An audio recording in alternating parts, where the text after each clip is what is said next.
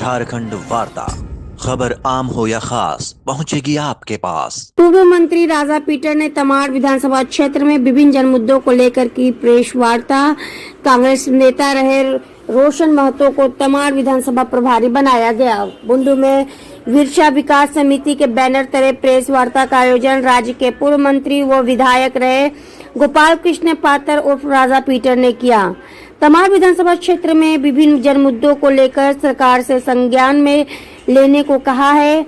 मौके पर उन्होंने एसएफसी गोदाम में किए जा रहे चोरी पर तमाड़ विधायक को जनता के प्रति उदासीन रवैया बरतने का आरोप लगाया है। उन्होंने कहा कि केनाल रोड पर हजारों लोगों को आवागमन करने पर रोजाना मशक्कत करनी पड़ रही है, लेकिन इसी सड़क पर 2 बार निर्माण कार्य का शिलान्यास किया गया, लेकिन सड़क नहीं बन पाया।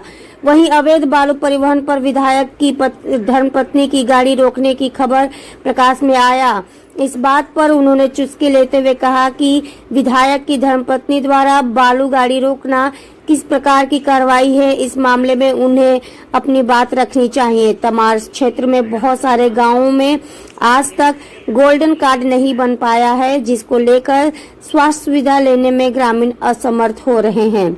इस मौके पर बिरसा विकास समिति का विस्तार किया गया।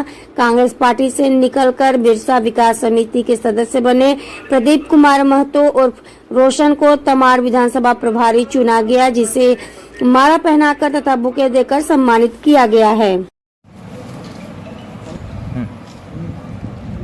आज आपको बिरसा विकास समिति की ओर से एक बड़ा पद जो है उसका भार सौंपा गया है।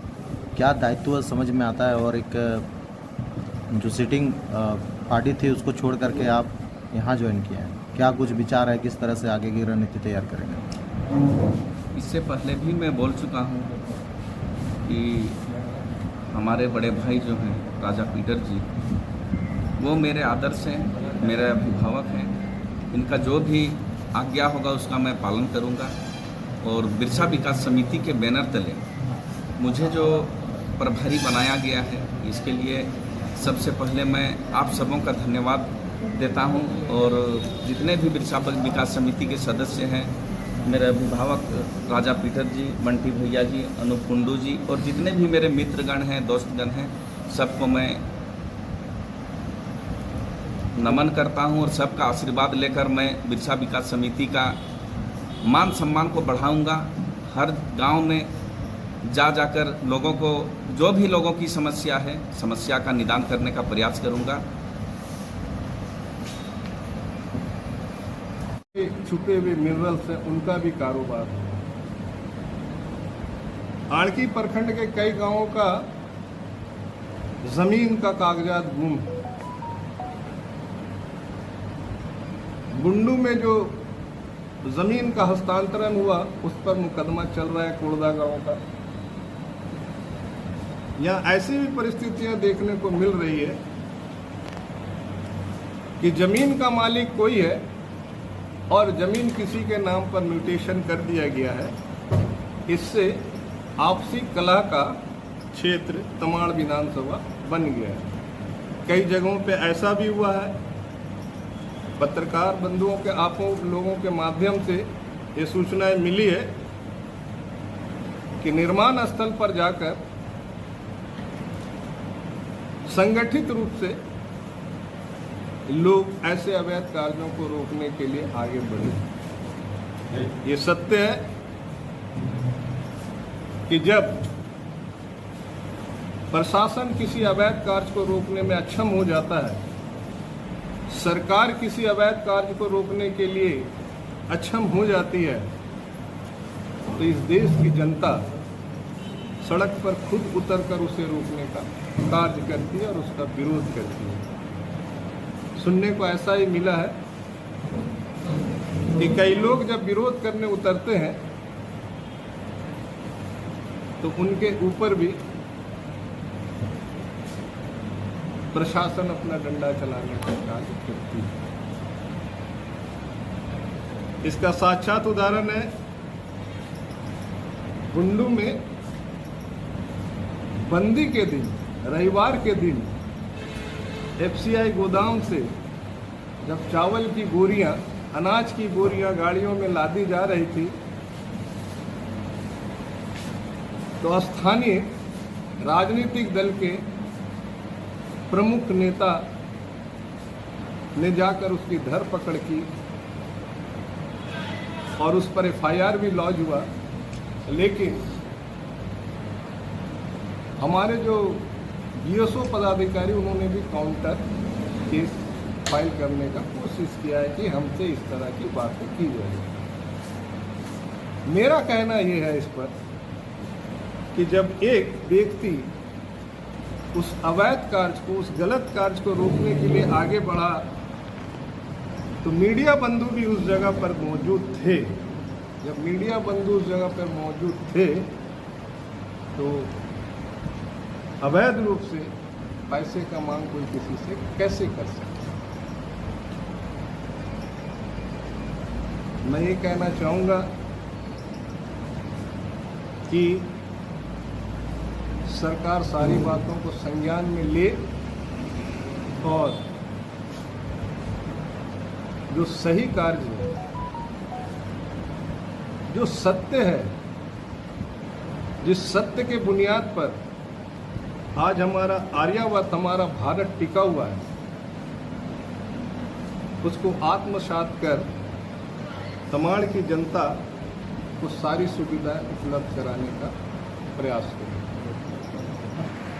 निविदा के उपरांत कार्य भी हुआ।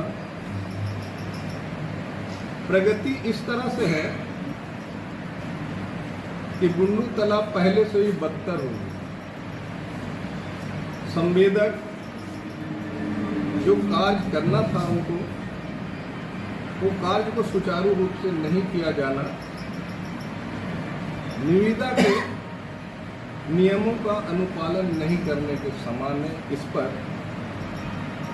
सरकार को जांच करके नियम के अनुसार कार्रवाई करनी चाहिए और तालाब का निर्माण प्रारंभ करवाना चाहिए। हमारे के तालाब के सौंदर्यीकरण का काम प्रारंभ करवाना चाहिए जल्द से। बुंडू नगर पंचायत में जब रांची से लोग टोल प्लाजा पार होकर के घुसते हैं तो उन्हें चारों तरफ रोशनी दिखती है, लेकिन जब मध्य क्रम में वो पहुंचते हैं माझी टोली वगैरह में तो वहां पर स्ट्रीट लाइटें नहीं थी। मेरा यह प्रश्न है इस पर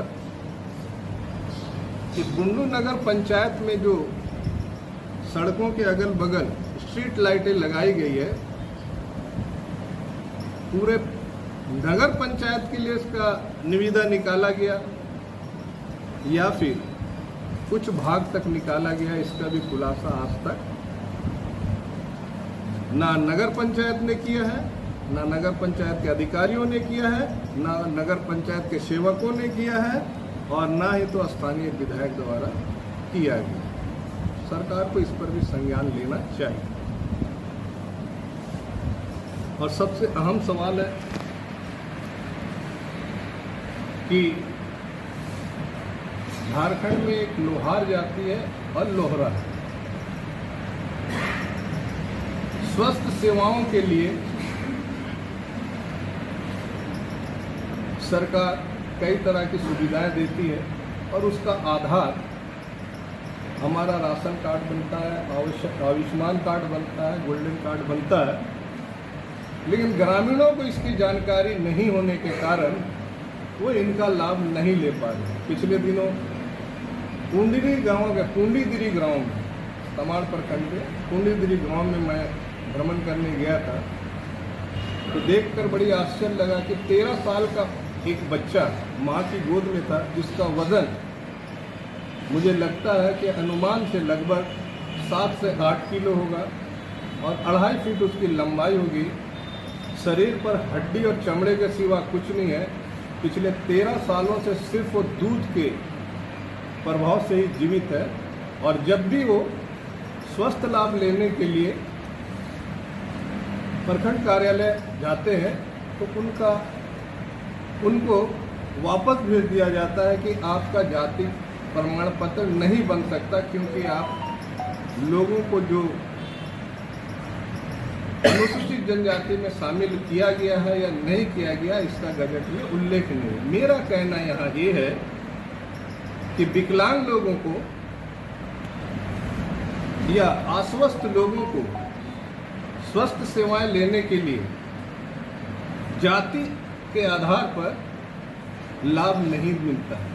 ये सरकार की अपनी योजना है और केंद्र सरकार की अपनी योजना है कि विकलांग लोगों को, अस्वस्थ लोगों को जो सुविधाएं वो आयुष्मान कार्ड के द्वारा सीधे तौर पर दिया जाता है। इसके लिए कई सरकारी और गैर सरकारी अस्पतालों को इसमें सम्मिलित किया गया।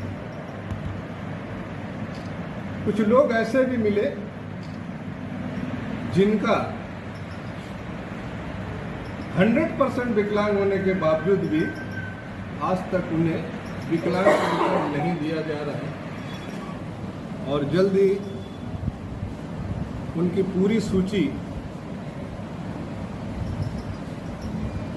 कलेक्ट करके सरकार को हम देने का प्रयास करेंगे। बिरसा विकास समिति उसको देगी ताकि उन लोगों को विकलांग पेंशन निर्धारित किया जाए।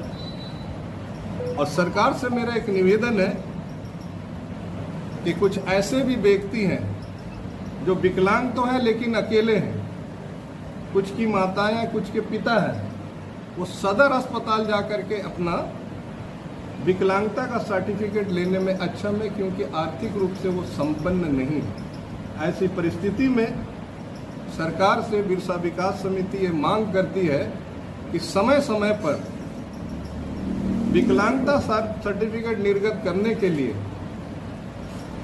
बुंडू, तमाड़ और आड़की में इसका शिविर लगाया जाना सुनिश्चित किया जाए। अंत में एक बात और कहूँगा, असुविधाएं बहुत सारी है लेकिन यहाँ एकमात्र उद्योग है जिसे हम बालू का उद्योग कहते हैं। और ये बालू का यहाँ से जो उठाव होता है, इस बालू से, कांची नदी के बालू से ही रांची जैसा राजधानी सजा और राज्य के और कितने जिला हैं इससे सुशोभित हो रहे हैं। लेकिन कांची नहर में जो बालू का उठाव होता है, इसको लेकर के शासन, प्रशासन, सरकार और स्थानीय प्रतिनिधियों के बीच हमेशा से कुछ न कुछ झड़पें होती है और कभी कभी ये भी चर्चाएं सुनने की मिलती है कि अवैध वसूली के कारण बालू का